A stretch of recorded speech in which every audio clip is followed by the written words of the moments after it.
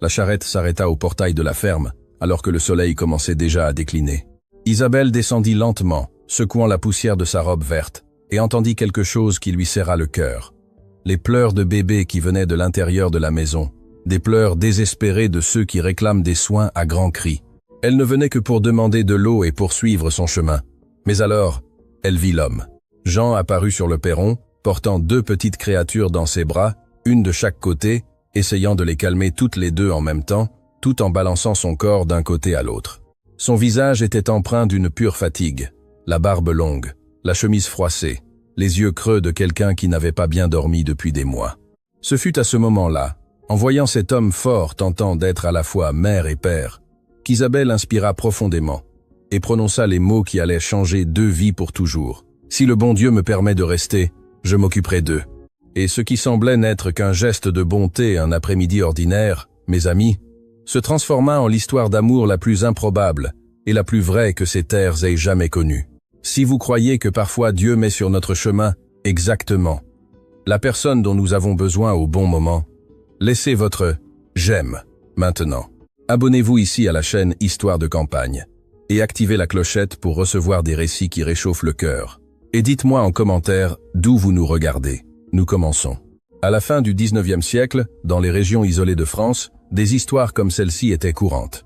Le chemin de terre serpentait entre des collines verdoyantes, traversant des fermes qui semblaient des îles de civilisation au milieu de la vaste campagne française. Isabelle avait voyagé 3 jours depuis qu'elle avait quitté le dernier petit village, n'emportant avec elle qu'une valise en cuir usé, le chapelet de sa mère et l'espoir tenace de celle qui croit encore que demain peut être meilleur qu'hier. Elle n'était pas du genre à pleurer, jamais.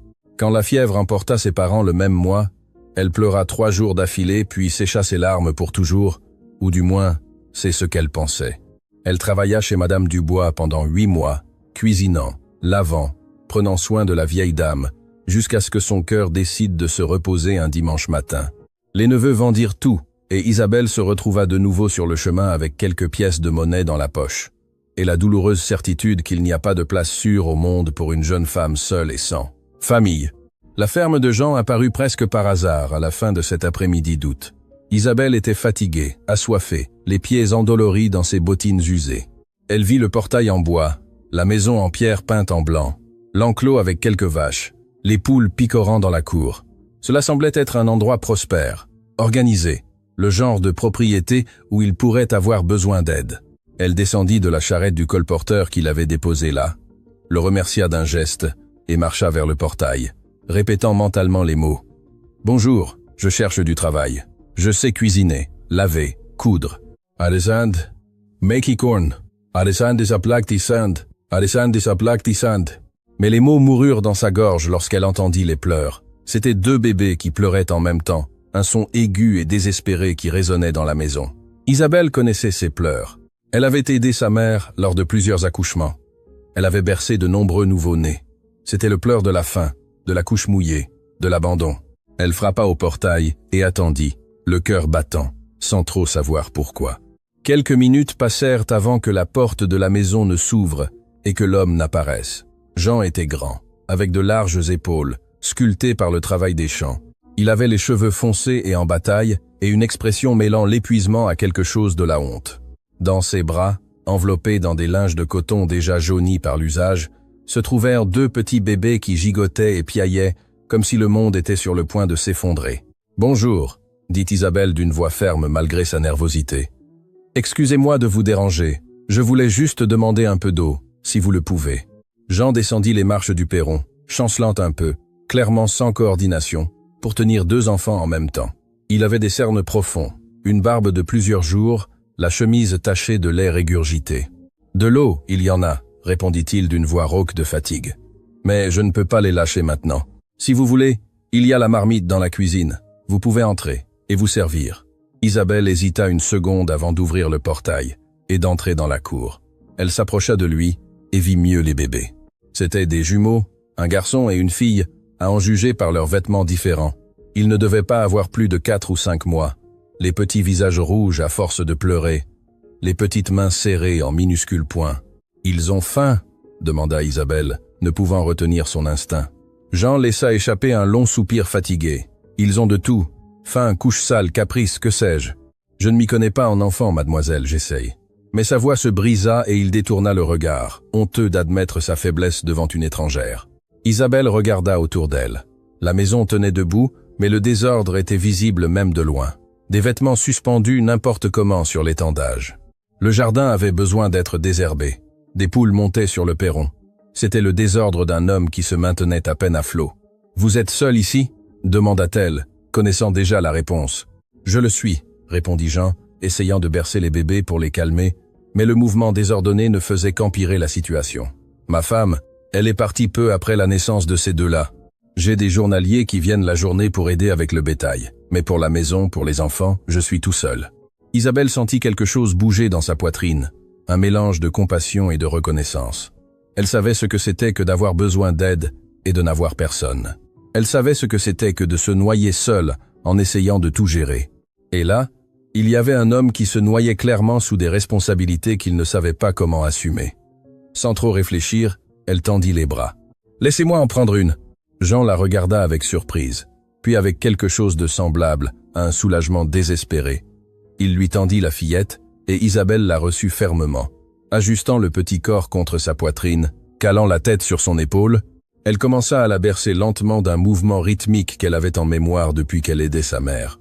Elle fredonna doucement une berceuse, une de celles que les mères de campagne chantent depuis des générations. La fillette, sentant le toucher ferme et le rythme approprié, commença à se calmer. D'abord les pleurs diminuèrent, puis se transformèrent en un gémissement entrecoupé, jusqu'à ce qu'il cesse finalement, et que la créature pose sa petite tête sur l'épaule d'Isabelle avec un soupir. Jean regarda cela comme s'il assistait à un miracle. En 4 mois, il n'avait jamais réussi à faire ça. Il n'avait jamais vu les bébés se calmer si vite. « Comment avez-vous fait ?» demanda-t-il impressionné. Isabelle sourit légèrement, sans cesser de la bercer. « Les enfants sentent quand on est nerveux. Vous êtes tendu, fatigué. Ils le sentent et s'aggravent. Il faut du calme et savoir comment les porter. » Elle regarda l'enfant dans ses bras qui continuait de hurler. « Celui-là a faim. Quand ont-ils mangé pour la dernière fois ?» Jean leva les yeux au ciel, essayant de se souvenir, ce qui était déjà un signe que trop de temps s'était écoulé. « Ce matin, je crois. J'ai essayé de leur donner du lait de vache dilué avec de l'eau, mais ils en recrachent la moitié. » Isabelle fronça les sourcils. « Le lait de vache entier est trop lourd pour des bébés si petits. Il doit être bien dilué, tiède et donné lentement, avec patience. » Elle se dirigea vers le perron, berçant toujours la fillette, qui dormait maintenant tranquillement contre son épaule. Jean la suivit, le garçon dans les bras pleurant un peu moins, comme s'il sentait que de l'aide était arrivée.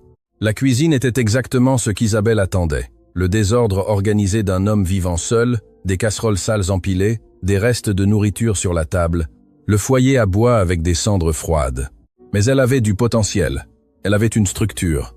Isabelle s'assit sur une chaise, gardant la fillette sur ses genoux, et regarda Jean avec cette expression que les femmes pratiques ont lorsqu'elles évaluent une situation et savent déjà exactement ce qu'il faut faire. « Vous avez du lait frais, de l'eau propre, un linge propre pour la couche ?» Jean hocha la tête aux 3 questions, toujours debout, berçant maladroitement l'enfant. « Alors, je vais leur préparer leur repas pendant que vous allumez le feu. Ensuite, je leur changerai les couches et je les laverai. Ils en ont besoin. » Jean resta immobile, regardant cette femme qui était apparue de nulle part et prenait les rênes de la situation avec un naturel qu'il n'avait pas vu depuis des mois. Il aurait dû dire non. Il aurait dû la remercier et la renvoyer. Après tout, il ne connaissait pas cette jeune femme. Il ne savait pas d'où elle venait. Il ne pouvait pas simplement accepter l'aide d'une étrangère. Mais la fatigue était si grande, le besoin était si immense. Et pour la première fois en 4 mois, il sentit que il n'avait pas à tout porter seul. « Je ne peux pas vous payer », dit-il soudain. L'honnêteté abrupte de celui qui ne sait pas mentir. « Je n'ai pas les moyens d'engager quelqu'un maintenant. L'argent est rare. » Isabelle le regarda, elle regarda les bébés, elle regarda la maison qui avait besoin de soins. Elle pensa au chemin qu'elle avait devant elle, au village où elle trouverait être du travail, aux incertitudes qui l'attendaient. Et puis elle regarda cet homme aux yeux fatigués, tenant un bébé qui avait enfin cessé de pleurer, et elle sut que c'était l'endroit où elle devait être. « Si vous me permettez de rester, je m'occuperai d'eux, » dit-elle d'une voix claire et ferme, sans demander, sans supplier, juste en offrant. « Vous n'avez pas besoin de me payer en argent. Donnez-moi un toit et de la nourriture et laissez-moi rester. Ces bébés ont besoin d'une mère. Vous avez besoin d'aide, et j'ai besoin d'un foyer. Nous nous aidons mutuellement. » Jean resta silencieux, traitant ces mots. C'était une proposition trop simple pour être vraie, ou trop généreuse pour être réelle.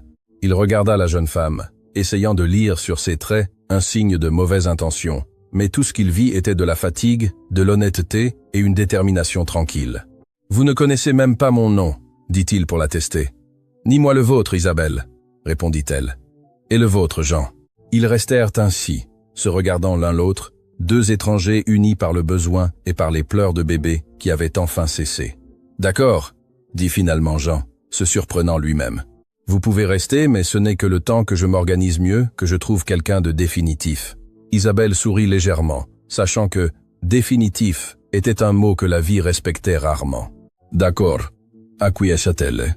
Et ainsi, sans contrat, sans témoin, sans grande promesse, commença l'histoire de Jean et Isabelle.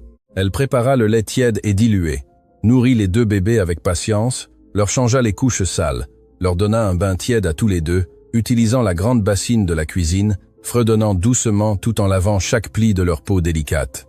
Jean resta à observer, apprenant, voyant comme elle rendait facile ce qui pour lui était impossible. Quand les bébés furent propres, nourris et endormis tranquillement dans leurs berceaux improvisés, Isabelle regarda autour d'elle et soupira. « Demain, je rangerai bien cette cuisine, » dit-elle plus à elle-même. « Et j'ai besoin de laver tous ces vêtements et le jardin a besoin d'un désherbage. »« Et demain ?» l'interrompit Jean d'une voix plus douce. « Aujourd'hui, vous en avez déjà trop fait. Vous devez être fatigué du voyage. »« Namada, and Elisa, and Ellie, Wis, Masha, Men. » Isabelle le regarda et vit quelque chose de différent dans son regard. De la gratitude, sincère. « La chambre d'amis est là, au fond, » continua-t-il en désignant. « Ce n'est pas grand-chose, mais il y a un lit propre et une fenêtre. Vous pouvez rester là. » Isabelle le remercia d'un geste et prit sa valise. La chambre était simple, en effet, mais elle avait un lit en bois avec un matelas de paille, un vieux coffre et une fenêtre qui donnait sur le potager. C'était plus que ce qu'elle avait eu ces derniers mois. Elle s'allongea, habillée, épuisée, et écouta les sons de la nuit à la campagne. Les grillons chantant, le vent dans les arbres, le mugissement lointain d'une vache. Et pour la première fois depuis longtemps, Isabelle s'endormit en sentant que être elle avait trouvé un endroit où appartenir. Dans la cuisine, Jean prépara un café léger et s'assit à la table, regardant les berceaux où ses enfants dormaient tranquillement pour la première fois depuis des semaines. Il pensa à Léonie, à l'épouse qu'il avait perdue si tôt, et sentit la douleur familière lui serrer la poitrine. Mais avec la douleur, il y avait quelque chose de nouveau. Un petit soulagement, le sentiment que être il réussirait à survivre à cela, être il n'était pas aussi seul qu'il le pensait. Il ne le savait pas encore, mais cette jeune femme en robe verte à ses côtés, qui était apparue en demandant de l'eau, allait tout changer. Elle allait apprendre à ses enfants à sourire. Elle allait apporter de l'ordre au chaos, et plus important encore, elle allait apprendre à Jean lui-même que le cœur a une étrange capacité à guérir quand on s'y attend le moins. Mais cela, mes amis, était encore à venir. Pour l'instant, cette première nuit, il n'y avait que deux étrangers sous le même toit, unis par le besoin et par l'espoir silencieux que être, demain serait un peu plus léger qu'aujourd'hui. Le soleil ne s'était pas encore levé quand Isabelle se réveilla lors de sa première matinée à la ferme. Son corps se plaignait de la fatigue du voyage, mais ses oreilles entraînées captèrent le son qu'elle connaissait bien, le gémissement léger d'un bébé qui se réveille affamé. Elle se leva, arrangea sa robe froissée et marcha pieds nus jusqu'à la cuisine. Jean était déjà là, essayant d'allumer le foyer à bois d'une main tout en tenant l'enfant de l'autre. Le feu ne prenait pas, la fumée montait, le bébé gémissait, et l'homme avait cette expression de celui qui livre une bataille perdue d'avance. Isabelle ne dit rien. Elle prit simplement le bébé de ses bras avec délicatesse, lui fit un geste pour qu'il s'occupe du feu et commença à bercer le petit Vincent tout en marchant dans la cuisine. C'est ainsi qu'elle avait appris de sa mère. Moins de mots, plus d'action. Jean réussit à allumer le feu à la troisième tentative et regarda derrière lui. Isabelle fredonnait doucement, l'enfant presque endormi de nouveau contre son épaule, et elle déplaçait des casseroles de sa main libre, comme si c'était la chose la plus naturelle du monde. Il sentit quelque chose d'étrange dans sa poitrine, un mélange de gratitude et de culpabilité. Gratitude pour l'aide, culpabilité d'en avoir besoin. « Bonjour !» dit-il d'une voix encore rauque de sommeil. « Bonjour !» répondit Isabelle sans cesser de le bercer. « Il y a quelque chose à déjeuner, ou vous avez l'habitude de prendre seulement du café ?» Jean se gratta un peu gêné sa barbe de plusieurs jours. Généralement seulement du café et un morceau de pain d'hier quand il y en a. Isabelle fit une grimace de désapprobation. Un homme qui travaille au champ a besoin de bien manger. Vous avez de la farine de maïs, des œufs, de la cassonade? Il acquiesça et elle soupira de soulagement. Alors, aujourd'hui, il y aura du pain de maïs chaud et des œufs brouillés. Vous allez travailler au champ? J'ai besoin de voir le bétail. Réparer la clôture du pâturage nord qui s'est cassée avec la pluie de la semaine dernière. Alors, allez-y, je m'occupe d'ici. La facilité avec laquelle elle avait pris les commandes aurait dû le déranger, mais ce ne fut pas le cas. Jean prit son café léger, observa Isabelle préparer la pâte du pain de maïs avec des mouvements sûrs et décida de faire confiance. Il sortit pour les champs alors que le soleil commençait à dorer l'horizon, et pour la première fois depuis des mois, il ne porta pas les bébés attachés à son dos dans des porte-bébés improvisés. Il les laissa avec elle et alla travailler vraiment, sans avoir à s'arrêter à chaque pleur, sans avoir à courir à la maison à chaque instant. Le travail se déroula différemment ce jour-là. Jean répara la clôture, vérifia les vaches, traita celles qui en avaient besoin, parla avec les 2 journaliers qui arrivèrent pour aider au semail. Les hommes furent étonnés de l'absence des bébés. « Vous avez trouvé une nourrice, patron ?»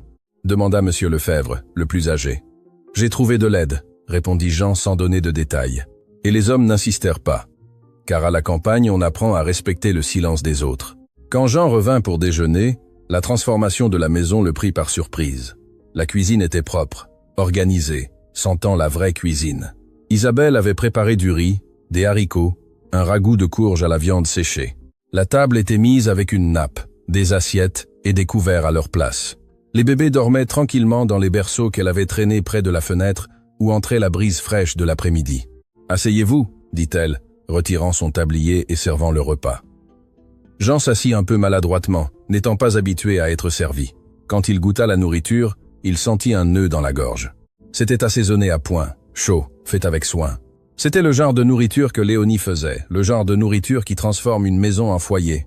Il mangea en silence, et Isabelle respecta ce silence, se servant ensuite et mangeant debout, appuyée sur le comptoir, comme le font les femmes qui ne se sentent pas encore maîtresses de l'espace. « La nourriture est bonne », dit Jean finalement en nettoyant son assiette. « Merci. »« De rien », répondit Isabelle, et après une pause, « J'ai trouvé des vêtements de bébé dans le coffre du salon.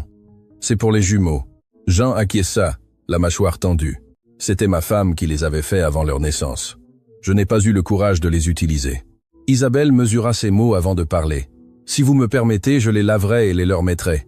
Les vêtements qu'ils portent sont très usés. » Il resta immobile un long moment, regardant son assiette vide. Utiliser les vêtements que Léonie avait brodés avec tant d'amour semblait trahir sa mémoire. Cela semblait admettre que la vie continuait sans elle. Mais en même temps, leur refuser cela à ses enfants, c'était leur refuser le dernier cadeau que leur mère leur avait laissé. « Vous pouvez les utiliser », dit-il à voix basse, se levant de table. « Je retourne au champ. » Et il sortit rapidement avant qu'Isabelle ne puisse voir l'émotion sur son visage. Les jours passèrent à ce nouveau rythme. Une routine qui s'installa sans avoir besoin de beaucoup de mots. Isabelle se réveillait avant le soleil, allumait le feu, préparait un café fort et une nourriture abondante, nourrissait les bébés, changeait les couches, les baignait, chantait des berceuses tout en faisant le ménage.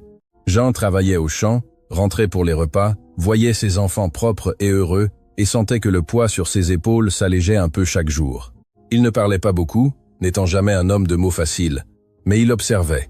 Il observait comment Isabelle parlait aux bébés en leur changeant les couches, leur expliquant chaque geste comme s'il comprenait. Il observait comment elle chantait doucement en étendant le linge, des mélodies anciennes qu'il n'avait pas entendues depuis l'enfance. Il observait comment elle rangeait la maison avec soin, respectant les objets de Léonie, sans essayer d'effacer sa présence. Le 10e jour, il se passa quelque chose que Jean n'attendait pas. Il était sur le perron, ajustant des harnais, quand il entendit un rire aigu, cristallin, de bébé découvrant la joie. Il lâcha le cuir et courut à l'intérieur. Dans le salon, Isabelle était assise par terre, les jambes croisées, avec Vincent sur ses genoux. Elle faisait des grimaces amusantes, cachait son visage derrière ses mains et apparaissait soudainement. Et l'enfant riait. Il riait de ce rire savoureux qu'ont les bébés. Anne, allongée sur une couverture à ses côtés, gigotait en l'air essayant d'attirer l'attention. Jean resta immobile à la porte, le cœur serré d'une manière différente. Ses enfants riaient. En 4 mois de vie, il n'avait jamais entendu ce son. Il avait entendu des pleurs, des gémissements, des balbutiements, mais jamais des rires. Et là, c'était provoqué par cette jeune femme qui était arrivée il y a moins de 2 semaines et connaissait déjà ses enfants mieux que lui. Isabelle remarqua sa présence et s'arrêta un peu gênée. « Excusez-moi, je faisais trop de bruit. »« Non, » dit Jean, la voix plus émue qu'il ne l'aurait voulu. « Ne vous arrêtez pas, ils sont heureux. » Elle sourit, un petit sourire, mais sincère, et recommença à faire des grimaces. Vincent rit de nouveau, et cette fois Anne laissa échapper un petit rire aussi. Jean s'assit sur la chaise à bascule qui avait été celle de Léonie et resta là, simplement à observer cette scène qui semblait si simple, mais qui représentait tant. La vie revenant dans cette maison, la joie remplissant les coins que la tristesse avait occupés si longtemps, il ne savait pas nommer ce qu'il ressentait, mais il savait que c'était important, que c'était nécessaire, que c'était dangereux, car s'habituer à cela signifiait que le perdre ferait mal. Et Jean avait déjà trop souffert. La première difficulté survint un après-midi de marché au village. Jean devait vendre des fromages et acheter des provisions, et Isabelle demanda à l'accompagner. Elle avait besoin de fils à coudre et de tissus pour faire de nouvelles couches. Ils partirent tous les 4. Jean menant la charrette, Isabelle à ses côtés, tenant Anne et Vincent dans un panier à l'arrière. Le village n'était pas grand, être une 50aine de maisons autour de l'église et de la place principale. Jean connaissait tout le monde, et tout le monde connaissait sa tragédie, la jeune épouse perdue à l'accouchement. Alors, quand ils arrivèrent sur la place et que les gens virent le veuf avec une jeune femme à ses côtés, les commérages commencèrent immédiatement. Madame Leclerc, la femme du forgeron, fut la première à s'approcher. « Jean, quelle surprise de te voir au village. Et qui est cette demoiselle ?»« C'est Isabelle, elle m'aide avec les enfants, » répondit-il formellement. Les sourcils de Madame Leclerc se haussèrent. « Elle vit à la ferme ?» Le ton était chargé d'un jugement mal dissimulé. « Elle vit, » confirma Jean, durcissant la voix, « parce que j'avais besoin d'aide et elle de travail. »« Y a-t-il un problème, Madame Leclerc ?» La femme recula un peu, mais ne se rendit pas. « Problème? Il n'y en a pas, mais les gens parlent, n'est-ce pas, Jean? Une jeune femme célibataire vivant avec un jeune veuf. Ce n'est bon ni pour sa réputation, ni pour la tienne. » Isabelle, qui était restée silencieuse jusque-là, parla pour la première fois. « Ma réputation, madame, est celle d'une femme travailleuse et honnête, et celle de monsieur Jean est celle d'un homme droit qui élève seul 2 enfants et avait besoin d'aide. Si les gens veulent médire de ceux qui travaillent et prennent soin d'enfants, le problème n'est pas le nôtre, mais celui de ceux qui ont la langue leste et la tête vide. » La réponse fut si ferme et rapide que madame Leclerc resta sans voix. Jean dissimula un sourire, et ils continuèrent leur chemin, mais le mal était fait. Pendant tout le marché, Jean sentit les regards, entendit les chuchotements. Les femmes regardaient Isabelle avec méfiance. Les hommes la regardaient avec une curiosité malveillante. Il vit quand monsieur Auguste, le propriétaire du magasin, fit un commentaire à voix basse à son aide, et les 2 rirent en regardant dans leur direction. Il sentit la colère monter, mais la ravala. Cela ne valait pas la peine de se quereller avec tout le village. Ils achetèrent le nécessaire en silence et retournèrent à la charrette. Sur le chemin du retour, Isabelle était trop silencieuse. Jean remarqua la tension dans ses épaules, la façon dont elle tenait Anne avec plus de force que nécessaire. « Ne faites pas attention à ce qu'ils ont dit, » dit-il quand ils furent déjà sur la route. « Les gens du village sont comme ça, ils parlent de tout et de tout le monde. »« Je me fiche de ce qu'ils disent de moi, » répondit-elle d'une voix contrôlée. « Mais je ne veux pas que vous ayez des problèmes à cause de moi si vous préférez que je m'en aille. »« Non, » la coupa Jean plus vite qu'il ne l'aurait voulu. « Je ne préfère pas, vous restez. » Le silence qui suivit fut différent des autres. Il avait un poids, une conscience que cette situation n'était pas simple, n'était pas seulement employeur et employé, n'était pas seulement une aide temporaire, c'était quelque chose qui devenait nécessaire, important et donc dangereux. Quand ils arrivèrent à la ferme, Isabelle emmena les bébés à l'intérieur et Jean s'occupa du cheval. Il s'attarda plus que nécessaire dans l'enclos, brossant l'animal avec des mouvements lents, essayant de remettre ses pensées en ordre. Que faisait-il? Laissant une jeune femme qu'il connaissait à peine vivre chez lui, prendre soin de ses enfants, occuper l'espace qui avait été celui de Léonie. Mais en même temps, comment nier que la vie s'était améliorée? Que ses enfants étaient heureux, que lui-même réussissait à respirer pour la première fois depuis des mois. Quand il entra dans la maison, l'odeur du dîner le reçut. Isabelle avait préparé un bouillon de bœuf aux légumes. Un pain frais refroidissait sur la table. Les bébés étaient dans leur berceau, propres et satisfaits. Elle était à l'évier, lavant la vaisselle de la préparation, les cheveux attachés en chignon lâche, quelques mèches s'échappant et encadrant son visage. Pour la première fois, Jean la regarda vraiment, non pas comme la jeune femme qui était venue aider, mais comme une femme. Il vit qu'elle avait de beaux yeux, sombres et expressifs. Il vit que son sourire, quand il apparaissait, illuminait tout son visage. Il vit qu'elle avait des mains délicates, mais fortes, des mains de celles qui ne craignent pas le travail acharné, et il sentit quelque chose bouger dans sa poitrine, quelque chose qu'il n'avait pas ressenti depuis si longtemps qu'il en avait oublié le nom. Effrayé par sa propre pensée, il détourna rapidement le regard. « Je vais me laver les mains pour dîner », marmonna-t-il, et sortit dans la cour arrière. Ils dînèrent en silence cette nuit-là, mais c'était un silence différent, chargé de choses non dites.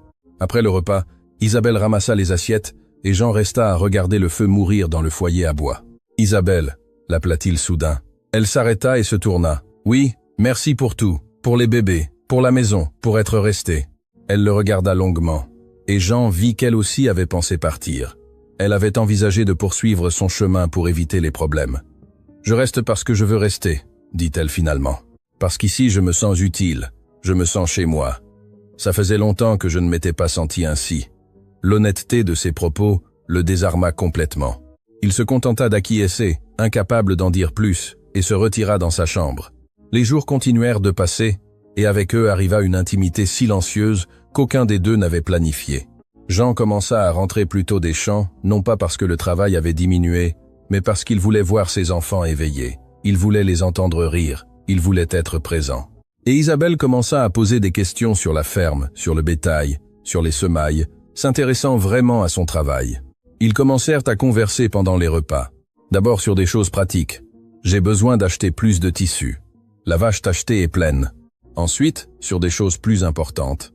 Il lui raconta comment il avait hérité de la ferme de son père, les années de travail acharné pour faire produire la terre. Elle lui raconta son enfance au village avec ses parents, comment elle avait appris à coudre avec sa grand-mère, les rêves qu'elle avait eus et que la vie lui avait arrachés. Et un soir, presque un mois après l'arrivée d'Isabelle, survint le moment qui allait tout changer.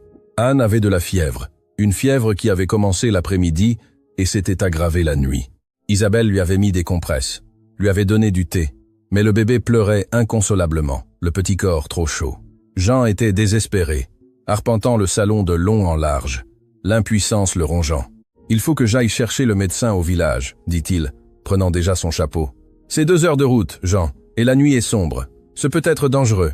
Je sais que ma fille a de la fièvre, je sais, mais la chaleur n'est pas encore si forte. Et si nous lui mettons plus de linge froid, nous allons essayer de la faire baisser. Si elle ne va pas mieux le matin, alors tu iras. » Il la regarda. Il vit le calme dans ses yeux, la certitude de celle qui savait ce qu'elle faisait, et il lui fit confiance. Ils passèrent la nuit éveillés tous les deux, se relayant pour les compresses, berçant le bébé, mesurant la température avec la main sur le front. Jean observait Isabelle travailler avec un dévouement qui allait au-delà du devoir, qui était pur amour. Elle chantait à Anne, lui murmurait des mots de réconfort, lui embrassait le petit front chaud avec la tendresse d'une mère.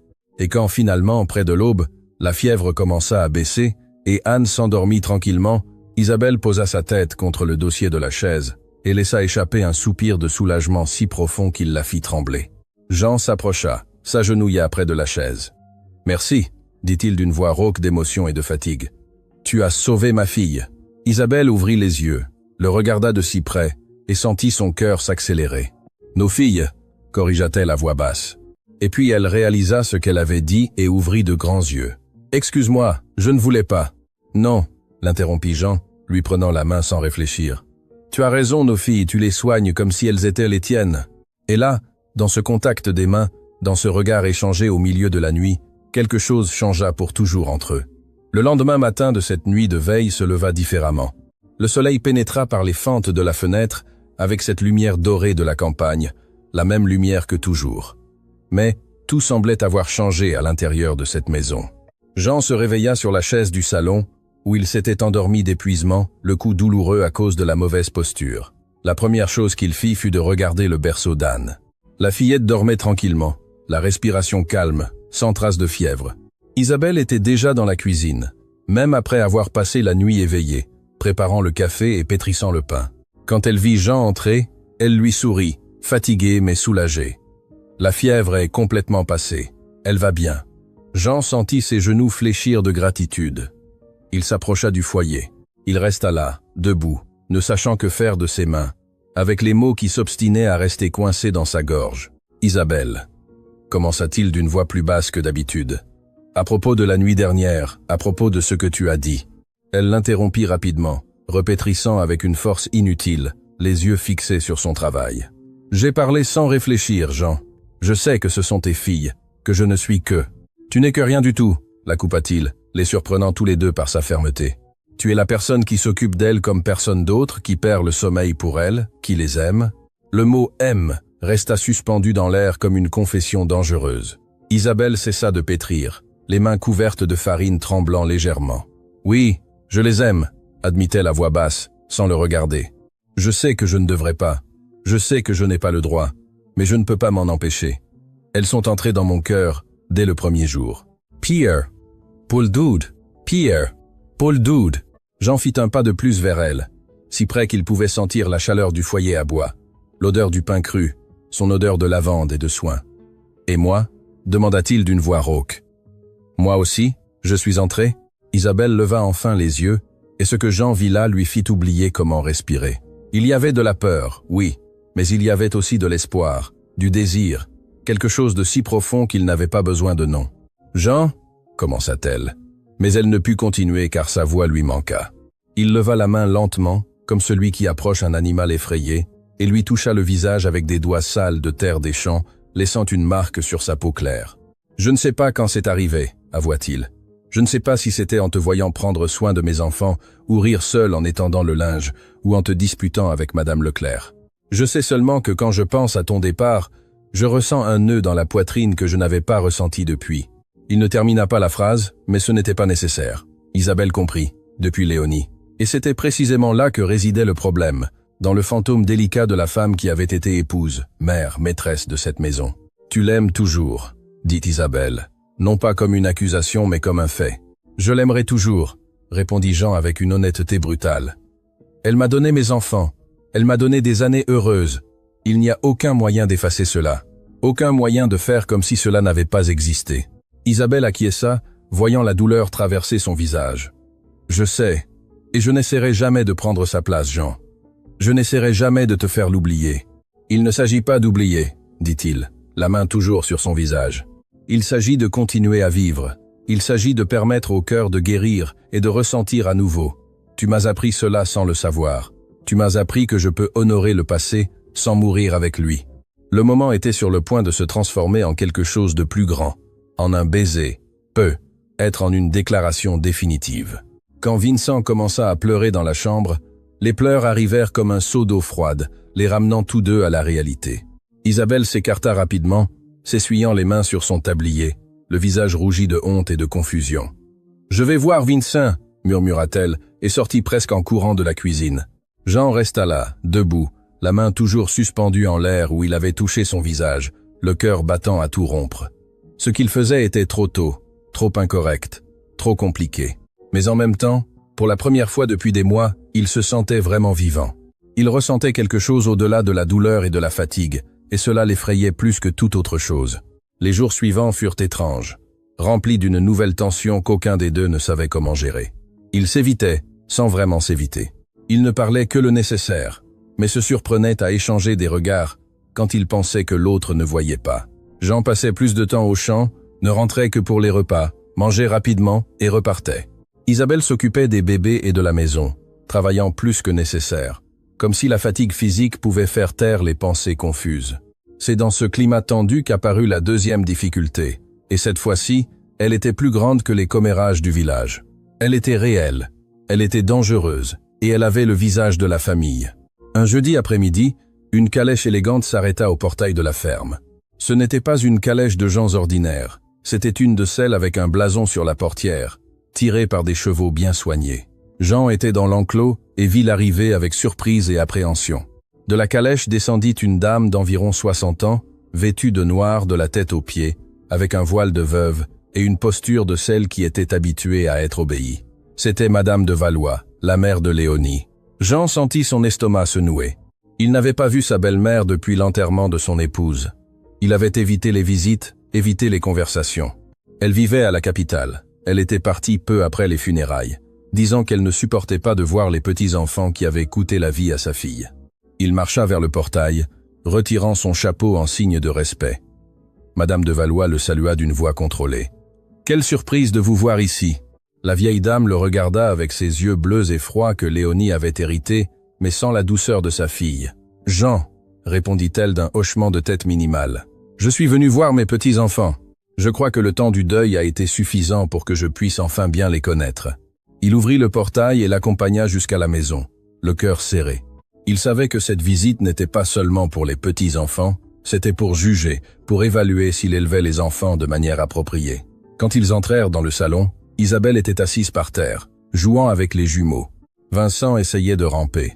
Anne applaudissait et riait. La scène était d'une pure joie domestique, mais elle se figea dès l'instant où Madame de Valois entra. Isabelle se leva rapidement, arrangeant sa robe, les yeux grands ouverts. Jean fit les présentations d'une voix tendue. « Madame de Valois, voici Isabelle. Elle aide avec les enfants. Isabelle, voici la grand-mère des jumeaux. » Les deux femmes se mesurèrent en silence.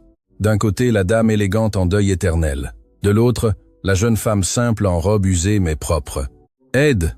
répéta Madame de Valois, la voix chargée de sens. « Je comprends. Et elle vit ici à la maison ?» « Elle vit, confirma Jean avant qu'Isabelle ne puisse répondre, dans la chambre d'amis. La vieille dame marcha vers les bébés, s'agenouilla avec difficulté et les examina d'un œil critique. Elle leur toucha les petits visages, vérifia leurs vêtements, constata la propreté de leurs ongles, leurs cheveux peignés. Vincent, toujours plus sociable, lui sourit. Anne se recroquevilla, méfiante. « Ils sont bien soignés », admit finalement Madame de Valois, et il y avait une surprise sincère dans sa voix. Je m'attendais à les trouver différents. Isabelle se mordit la langue pour ne pas répondre, mais Jean remarqua la tension dans ses épaules. « Isabelle s'en occupe avec beaucoup d'affection, » dit-il. « Ils sont sains, heureux. » Madame de Valois se leva, nettoyant sa jupe avec des gestes précis. « Puis-je vous parler en privé, Jean ?» Ce n'était pas une requête, c'était un ordre. Il regarda Isabelle, qui prenait déjà les bébés dans ses bras, et suivit sa belle-mère sur le perron. Dehors, la porte fermée, Madame de Valois alla droit au but. Depuis combien de temps cette jeune femme est-elle ici? Presque 2 mois. Et cela vous semble approprié, Jean, une femme célibataire vivant avec un jeune veuf? La colère commença à monter, mais il la contrôla. C'est approprié quand l'alternative était de laisser mes enfants sans les soins adéquats pendant que je travaille. Isabelle est arrivée quand j'en avais le plus besoin. J'en suis sûr, dit la vieille dame avec un sourire amer. Mais les apparences comptent, Jean. Que va penser la gente? Que vont-ils dire de la mémoire de ma fille? Avec tout le respect que je vous dois, Madame de Valois, la mémoire de Léonie n'est pas irrespectée. Isabelle prend soin de ses enfants avec l'amour que Léonie leur aurait porté. Elle fait la cuisine que Léonie faisait, elle entretient la maison comme Léonie l'entretenait. S'il y a quelqu'un qui honore votre fille ici, c'est Isabelle. Le silence qui suivit fut lourd. Madame de Valois étudia le visage de son gendre. Elle y vit la détermination, la défense farouche. « Elle vous plaît, n'est-ce pas ?» conclut la vieille dame, non comme une question. Jean ne répondit pas, mais le silence fut une réponse suffisante. « Vous êtes amoureux d'elle. »« J'apprends à revivre, » répondit-il avec précaution. « Ce n'est pas la même chose qu'oublier Léonie, mais c'est trahir sa mémoire si tôt. » L'accusation fut comme une gifle. Jean sentit le sang lui bouillir. Léonie n'aurait pas voulu que je meure avec elle, Madame de Valois. Elle n'aurait pas voulu que ses enfants grandissent sans amour, sans joie, avec seulement un père fantôme. Isabelle a ramené la vie dans cette maison, et je ne m'en excuserai pas. La vieille dame resta silencieuse un long moment, regardant l'horizon où le soleil commençait à décliner. « Je suis venue ici décidée à emmener mes petits-enfants avec moi à la capitale, » avoua-t-elle finalement. « Je suis venue en pensant que je trouverais le chaos, la négligence, des raisons suffisantes pour vous enlever les enfants. » Jean sentit le sol disparaître sous ses pieds. « Mais, » continua Madame de Valois en se tournant pour lui faire face, « j'ai trouvé des enfants heureux, sains, aimés. J'ai trouvé une maison qui fonctionne, qui a de la chaleur humaine, et, aussi difficile que cela me soit d'admettre, j'ai trouvé une jeune femme qui prend soin de mes petits-enfants, comme si c'était vraiment les siens. » Elle fit une pause, les yeux larmoyants pour la première fois. « Ma fille a bien choisi son mari. Vous êtes un homme bon, Jean. Et si cette Isabelle vous rend heureux, vous et mes petits-enfants, alors être-ce ce que Léonie aurait voulu. » Sa voix se brisa à la fin, et la vieille dame dut s'appuyer sur la colonne du perron. Jean, surpris par la vulnérabilité soudaine, lui toucha l'épaule avec délicatesse. « Madame de Valois, les jumeaux sont vos petits-enfants. Vous pouvez toujours leur rendre visite quand vous voulez. Vous pouvez faire partie de leur vie. Vous n'avez pas besoin de les emmener pour être présente. » La vieille dame essuya ses larmes avec un mouchoir en dentelle. « Je sais, C'est juste que Léonie me manque tellement, Jean. Et voir ses enfants, c'est revoir ma petite fille. Elle me manque aussi, admit-il d'une voix étranglée. Tous les jours. Mais j'ai appris que manquer ne signifie pas cesser de vivre. Ils restèrent là sur le perron, deux cœurs en deuil trouvant du réconfort l'un dans l'autre, jusqu'à ce que Madame de Valois se remette. Je resterai à l'auberge du village quelques jours. Je veux passer du temps avec mes petits-enfants avant de retourner à la capitale. Mais elle regarda Jean sérieusement. Si vous allez de l'avant avec cette jeune femme, faites-le bien. Épousez-la. Donnez-lui le respect qu'elle mérite. Ne la laissez pas vivre dans l'ombre de ma fille comme une concubine honteuse. Les mots étaient durs, mais le conseil était judicieux. Jean acquiesça, comprenant. Quand Madame de Valois fut partie, Jean rentra à la maison et trouva Isabelle dans la cuisine, les mains tremblantes en épluchant des pommes de terre. Elle avait tout entendu. Les minces murs de la maison ne gardaient pas de secret. Elle allait emmener les bébés, murmura Isabelle. Les larmes coulaient enfin. Elle allait les emmener et je ne les reverrai plus jamais. Jean s'approcha, la tourna par les épaules et fit ce qu'il avait voulu faire pendant des semaines.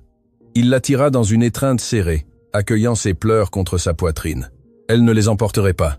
Je ne laisserai jamais personne séparer cette famille. Isabelle s'accrocha à lui, pleurant toute la peur accumulée, toute l'insécurité de ne pas avoir de droit sur les enfants qu'elle aimait. Et Jean, tenant cette femme qui était devenue essentielle, sut que la décision était prise. Il ne pouvait plus la reporter. Il ne pouvait plus faire semblant que c'était temporaire. Cette nuit-là, après que les bébés se furent endormis et que la maison fut silencieuse, Jean demanda à Isabelle de s'asseoir avec lui sur le perron. Il avait répété les mots 1000 fois dans sa tête, mais quand il ouvrit la bouche, tout sortit simple et direct, comme lui. « Isabelle, tu es arrivée ici il y a 2 mois, ne demandant qu'un toit et de la nourriture, mais tu as donné bien plus que tu n'as reçu. Tu as donné de l'amour à mes enfants, tu as donné de l'ordre à ma maison, tu m'as donné une raison de me réveiller chaque jour. Et à un moment donné, entre les couches sales et les soupes chaudes, tu m'as rendu quelque chose que je croyais avoir perdu pour toujours. L'envie de vivre vraiment. Thanks for watching, and this chases honors on their body you in. And this is a life then. And this were you into a fenner over. Isabelle le regardait les yeux grands ouverts, le cœur battant la chamade. Je ne suis pas un homme de beaux discours. Je ne peux pas promettre que je t'aimerai de la même manière que j'ai aimé Léonie, car chaque amour est différent. Mais je peux te promettre le respect, la sollicitude, le compagnonnage. Je peux promettre de t'honorer en tant qu'épouse, de te défendre, de construire une vie à tes côtés. Il lui prit la main, entrelaçant ses doigts calleux par le travail. Épouse-moi, Isabelle. Non par nécessité, non par commodité. Épouse-moi parce que je veux que tu restes pour toujours, parce que mes enfants ont besoin de toi, parce que j'ai besoin de toi. Les larmes coulaient librement sur son visage. Oh Jean, je ne m'attendais jamais à ça. Je n'aurais jamais cru qu'un homme comme vous s'intéresserait à une jeune femme comme moi. Une jeune femme comme toi, répéta-t-il avec un petit sourire. C'est exactement ce dont j'ai besoin. Forte, courageuse, aimante. Alors, acceptes-tu? Et Isabelle regarda la maison, où 2 enfants dormaient tranquillement, où elle avait trouvé un but après avoir tout perdu. Elle regarda l'homme devant elle, qui avait appris à sourire à nouveau grâce à elle, et elle sut qu'il n'y avait pas d'autre réponse possible. « J'accepte », dit-elle d'une voix ferme malgré les larmes. « J'accepte de t'épouser. J'accepte d'être la mère de tes enfants. J'accepte de construire cette vie ensemble. » Et quand Jean l'embrassa là sur le perron sous les étoiles de la campagne, ce fut un baiser de promesse, d'un nouveau départ, d'un amour qui naît des cendres et se renforce précisément pour cela.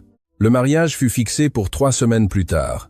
Assez de temps pour préparer le nécessaire, sans être trop long pour alimenter les commérages.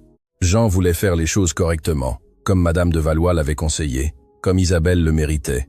Ce ne serait pas une grande fête. La ferme se remettait encore économiquement, et le deuil récent de Léonie exigeait de la discrétion.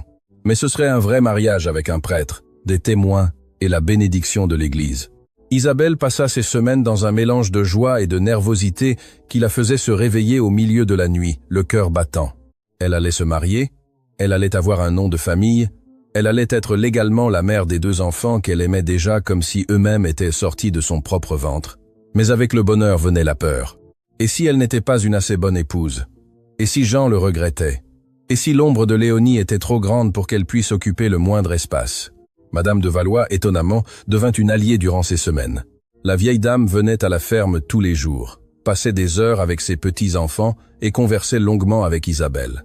Un de ces jours, elle apporta une boîte en bois verni, et appela sa future belle-fille pour s'asseoir sur le perron. « Isabelle, je vous ai apporté quelque chose, » dit-elle en ouvrant la boîte avec soin. À l'intérieur se trouvait une robe de mariée, non pas blanche comme celle de la mode actuelle, mais d'un bleu clair, délicat, avec de fines broderies sur les manches et le décolleté. C'est la robe que j'ai portée quand j'ai épousé le père de Léonie. Ensuite, elle a été la sienne quand elle a épousé Jean. Et maintenant? Sa voix trembla légèrement. J'aimerais qu'elle soit la vôtre. Isabelle ouvrit de grands yeux, touchant le tissu avec révérence. Madame de Valois, je ne peux pas. Cette robe est un souvenir d'elle. C'est un souvenir de Léonie, et cela le restera, répondit la vieille dame avec fermeté. Mais les souvenirs ne servent pas à être enfermés dans un coffre. Ils servent à vivre, à avancer. Vous allez épouser le mari de ma fille. Vous allez élever ses enfants. Porter cette robe n'est pas effacer Léonie, c'est l'honorer. C'est continuer l'histoire qu'elle a commencée. Les larmes tombèrent avant qu'Isabelle ne puisse les contrôler. Elle étreignit la vieille dame avec force, et Madame de Valois lui rendit l'étreinte avec une émotion qu'elle montrait rarement. « Prenez bien soin d'eux », murmura la grand-mère contre les cheveux de la jeune femme. « Prenez soin de Jean et de mes petits-enfants et soyez heureuse, ma fille. Vous méritez d'être heureuse. » Cette nuit-là, Isabelle essaya la robe seule dans sa chambre. Elle lui allait parfaitement, comme si elle avait été faite pour elle. Elle se regarda dans le petit miroir embué et ne vit pas une remplaçante, mais une continuation, une nouvelle opportunité pour que cette robe voie la joie, pour que cette maison ait de l'amour, pour que ses enfants aient une mère. Le jour du mariage se leva sous un ciel bleu et un air frais de septembre. La cérémonie serait simple à l'église du village, seulement avec les témoins nécessaires. Madame de Valois, Monsieur Lefebvre et son épouse, et le curé qui connaissait Jean depuis l'enfance. Isabelle se prépara tôt avec l'aide de Madame de Valois, qui insista pour coiffer la mariée et lui attacher les cheveux avec des fleurs d'oranger qu'elles avaient coupées dans le potager de la ferme. Quand elle fut prête, elle se reconnut à peine. La robe bleue mettait en valeur ses yeux sombres. Les cheveux relevés laissaient voir son cou délicat. Les fleurs lui donnaient une fraîcheur juvénile. Elle était magnifique, elle était heureuse, elle était effrayée. Jean attendait déjà à l'église, portant le même costume qu'il avait porté lors de son propre mariage avec Léonie. Il le savait. Il savait que certaines personnes pourraient le juger, mais pour lui cela avait un sens. Il n'effaçait pas le passé, il construisait dessus. Quand Isabelle entra dans l'église, tenant un simple bouquet de fleurs des champs, Jean sentit qu'il lui manquait l'air. Elle était belle d'une manière différente de Léonie, mais tout aussi émouvante. Elle marcha vers l'autel d'un pas ferme, sans père pour la présenter, car elle n'avait plus de famille, mais la tête haute, car elle n'avait besoin de personne pour valider son choix. La cérémonie fut brève. Le prêtre parla de seconde chance, de la capacité du cœur humain à aimer à nouveau sans diminuer l'amour précédent, de la façon dont Dieu met les bonnes personnes sur notre chemin quand nous en avons le plus besoin. Jean et Isabelle répétèrent les vœux d'une voix ferme malgré l'émotion. Quand le prêtre les déclara mari et femme, et que Jean embrassa la mariée, certains des présents essuyèrent discrètement leurs larmes. Ce n'était pas un mariage de passion juvénile, c'était un mariage de maturité, de choix conscient, d'un amour qui naît du respect et de la vie commune. Et d'une certaine manière, c'était encore plus beau précisément pour cela. La petite fête eut lieu à la ferme même avec une table remplie de plats simples mais abondants, préparés par les voisines qui avaient finalement accepté Isabelle. Il y avait du riz de fête, du coq au vin, des pâtisseries de divers types, de la liqueur de fruits. Les jumeaux, âgés de 6 mois, étaient sur les genoux de Madame de Valois, vêtus de nouveaux vêtements que la grand-mère avait apportés de la capitale.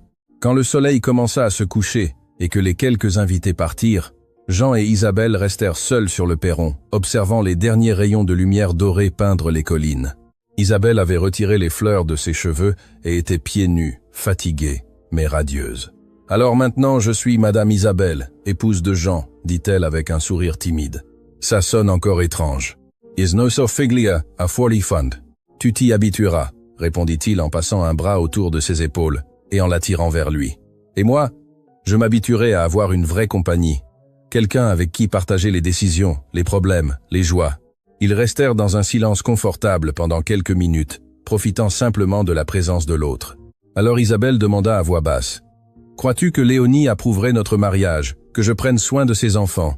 Jean réfléchit attentivement avant de répondre. « Je crois qu'elle te remercierait. Léonie était trop bonne pour vouloir que je reste seul, à souffrir. Elle aurait voulu que ses enfants aient de l'amour, que je sois de nouveau heureux, et tu nous donnes ces deux choses. » La première nuit en tant que mari et femme fut étrange et douce à la fois. Jean avait préparé la chambre avec soin, avait changé les draps, avait mis des fleurs fraîches sur la commode. Isabelle entra nerveuse. Elle n'avait jamais été avec un homme, mais Jean fut gentil, patient, respectueux. Ils se découvrirent lentement, sans hâte, construisant l'intimité avec précaution. Et quand ils s'endormirent finalement enlacés, tous deux sentirent que c'était bien, qu'ils étaient des pièces qui s'emboîtaient non pas parfaitement, mais suffisamment bien pour construire quelque chose de solide. Les mois qui suivirent le mariage furent faits d'adaptation et d'apprentissage. Isabelle dut apprendre à être non seulement la gardienne, mais la vraie maîtresse de maison, celle qui prenait des décisions que l'on consultait. Jean dut surtout apprendre à partager, à écouter les opinions, à accepter qu'il n'était plus seul à tout porter.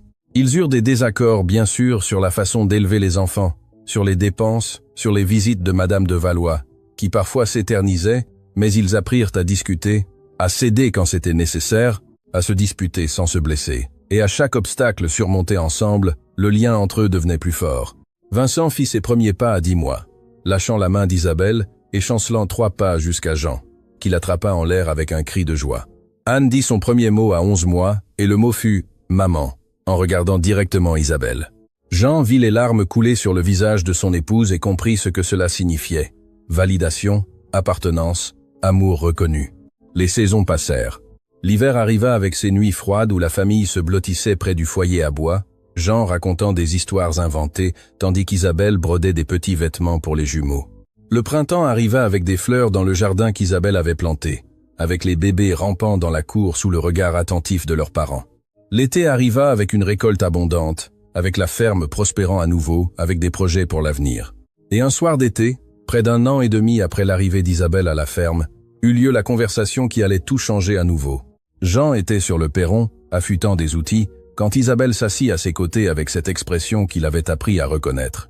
Elle avait quelque chose d'important à dire. « Jean, il faut que je te raconte quelque chose », commença-t-elle, les mains nerveuses sur ses genoux. Il lâcha immédiatement l'outil, inquiet. « Qu'est-ce qui se passe? Tu es malade? »« Non, ce n'est pas ça, » elle inspira profondément. « C'est que nous allons avoir besoin d'un nouveau berceau. Les jumeaux sont déjà trop grands. Ils ont besoin de lits plus grands. » Jean fronça les sourcils confus. « D'accord, je peux leur faire de nouveaux lits, mais pourquoi avons-nous besoin d'un nouveau berceau ?» Et alors il comprit. Il regarda son ventre, encore plat, puis son visage qui souriait avec anxiété. « Tout est-ce ?»« Je le suis », confirma-t-elle, la voix tremblante d'émotion et de peur. « D'environ 2 mois, je crois. Je suis allé voir la sage-femme du village aujourd'hui, et elle me l'a confirmé. » Le monde s'arrêta un instant. Jean allait être père à nouveau, mais cette fois c'était différent. Ce bébé serait le sien et celui d'Isabelle. Ce serait le fruit de leur amour à tous deux. Ce serait la preuve définitive que la vie continuait. Il prit son visage entre ses mains et l'embrassa sur le front, sur le nez, sur les lèvres, riant et pleurant en même temps. « Un enfant à nous » murmura-t-il émerveillé. « À nous? Tu es vraiment heureux » demanda Isabelle incertaine. « Je sais que nous ne l'avions pas prévu, que c'est arrivé vite, que c'est peu, être compliqué avec les jumeaux encore petits. Je suis plus qu'heureux, l'interrompit-il. Je suis comblé. Tu m'as tout donné, Isabelle. Tu m'as rendu mes enfants. Tu as rendu la joie à cette maison, et maintenant tu vas me donner un autre enfant. Comment ne pourrais-je pas être heureux? » Ils rirent et pleurèrent ensemble, enlacés sur le perron, tandis que le soleil se couchait une fois de plus sur la ferme qui avait connu tant de douleurs et débordait maintenant d'espoir. La bébé naquit un matin de printemps, quand les fleurs d'oranger emplissaient l'air de leur doux parfum. Ce fut un accouchement tranquille, rapide, sans complications. C'était une petite fille parfaite, avec une mèche de cheveux foncés, identique à ceux d'Isabelle, et des yeux qui promettaient d'être clairs comme ceux de Jean. Ils la nommèrent Aurore, car elle était la nouvelle aube de cette famille, la lumière après l'obscurité. Madame de Valois, venue pour aider à l'accouchement, tint sa petite fille avec des larmes aux yeux. « Elle a le nez de Léonie », commenta la vieille dame. Et il n'y avait pas de tristesse dans sa voix, seulement de la tendresse. La famille continue. Et elle avait raison. Les années passèrent, et cette famille rapiécée de morceaux de douleur et d'amour grandit forte. Vincent et Anne grandirent en sachant qu'Isabelle n'était pas la mère qui les avait engendrés, mais la mère qui les avait élevés, et ils l'aimaient avec toute l'intensité avec laquelle les enfants savent aimer.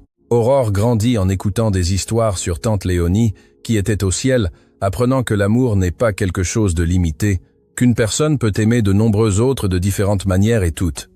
La ferme prospéra. Jean, avec Isabelle à ses côtés, le conseillant et le soutenant, prit de meilleures décisions. Il prit des risques quand c'était nécessaire. Il fut conservateur quand il le fallait. Ils achetèrent plus de terre.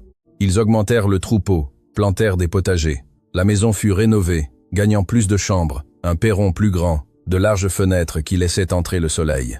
Mais le plus important n'était pas la prospérité matérielle. C'était le rire qui résonnait quotidiennement dans cette maison. C'étaient les repas en famille, à la grande table de la cuisine. C'étaient les nuits où tous se réunissaient dans le salon pour écouter Jean raconter des histoires ou Isabelle chanter. C'était la certitude qu'il y avait de l'amour, de la sécurité, un foyer. Madame de Valois leur rendit régulièrement visite, et dans ses dernières années de vie, elle vécut dans une petite maison que Jean construisit pour elle au fond de la propriété. La vieille dame, arrivée rigide et jugeante, s'adoucit avec le temps. Elle se permit d'être simplement grand-mère. Elle se permit d'aimer Isabelle comme une fille et Aurore comme une vraie petite fille. Quand elle mourut, à 72 ans, ce fut en paix, entourée de la famille qu'elle avait appris à accepter et à aimer. De nombreuses années plus tard, quand les cheveux de Jean étaient déjà complètement blancs et qu'Isabelle avait des rides d'expression marquant son visage, ils s'assirent sur le même perron où tout avait commencé. Vincent était marié et travaillait à la ferme avec son père. Anne était devenue institutrice au village. Elle vivait à proximité avec son mari et 2 enfants. Aurore, la plus jeune, était partie étudier à la capitale, mais revenait toujours, apportant des histoires et des nouveautés. « Tu le regrettes ?» demanda Isabelle soudain, la tête appuyée sur l'épaule de son mari. « De m'avoir laissé rester ce jour-là ?» Jean rit doucement, lui prenant la main et entrelaçant ses doigts pleins de cale d'une vie de travail. « Je regrette de ne pas t'avoir demandé de rester plus tôt, de ne pas m'être rendu compte plus vite que tu étais exactement ce dont j'avais besoin.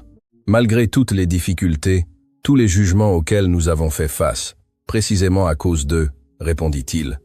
Parce qu'ils nous ont rendus plus forts, parce qu'ils nous ont appris que le véritable amour n'est pas celui qui vient facilement, c'est celui qui se construit brique par brique, jour après jour. Isabelle sourit. Ce sourire tranquille de celle qui sait qu'elle a pris les bonnes décisions. Elle regarda la ferme qui était devenue la sienne, la maison qu'elle avait remplie de vie, le jardin qu'elle avait planté et vu fleurir. Elle se souvint de la jeune femme effrayée qui était arrivée là, ne demandant qu'un peu d'eau et un morceau de pain, sans imaginer qu'elle trouverait un foyer, une famille, un amour qui durerait toute une vie. « Si le bon Dieu me permet de rester, je m'occuperai d'eux », murmura-t-elle, répétant les mots qu'elle avait prononcés tant d'années auparavant. Jean lui serra la main. « Et tu t'en es occupé. Tu t'es occupé de moi, de mes enfants, de notre maison, de notre amour. Tu t'es occupé de tout avec un dévouement que je ne pourrai jamais entièrement rendre. Tu n'as pas besoin de rendre, dit-elle. Tu m'as donné un foyer quand j'étais perdu. Tu m'as donné un but quand je n'en avais aucun. Tu m'as donné de l'amour quand je pensais que je n'en aurais jamais. Nous nous sommes sauvés l'un l'autre, Jean. Ce fut un marché équitable depuis le début, et c'était vrai. Ils s'étaient sauvés mutuellement, 2 personnes brisées qui s'étaient rencontrées au bon moment et avaient construit quelque chose d'entier ensemble. Ce ne fut pas parfait. Ça ne l'est jamais. Il y eut des jours difficiles, il y eut des disputes, il y eut des larmes, mais il y eut beaucoup plus de joie, beaucoup plus d'amour, beaucoup plus de vie vécue vraiment. Tandis que le soleil se couchait une fois de plus sur le domaine des eaux claires, peignant le ciel d'orange et de rose, Jean et Isabelle restèrent là, les mains entrelacées, le cœur en paix. Leur histoire ne fut pas celle d'une passion dévorante au premier regard. Ce fut une construction quotidienne, un choix renouvelé chaque matin, un amour qui grandit lentement, mais prend des racines si profondes qu'aucune tempête ne peut l'arracher. Ce fut une histoire de nouveau départ, de seconde chance, de foi qu'après la douleur la plus sombre, une nouvelle aurore peut toujours arriver. Et si vous écoutez cette histoire maintenant, mes amis, c'est que vous avez besoin d'y croire.